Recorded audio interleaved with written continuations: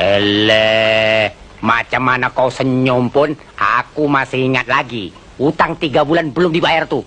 Alah, janganlah begitu Bang Sudin. Bulan depan Tuan Siti mesti bayar. Sumpah. Bulan dulu pun kau kata begitu. Bulan ini pun kau kata gini. Nanti lama-lama bulan habis tinggal bintang. Utang aku juga dah dibayar. Masuk angin keluar asap. Jangan cakap kuat-kuat, Bandin.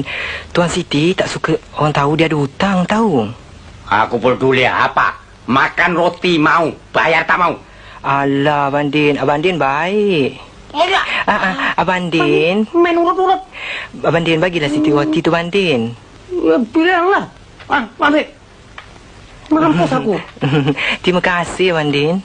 Terima kasih, Bandin. Sampai tua lah aku begini. Apa Abang Din cakap? Tidak, aku bilang macam kau ini kalau mau cari bini. Terima kasih. Abang Din naik apa? Boleh juga.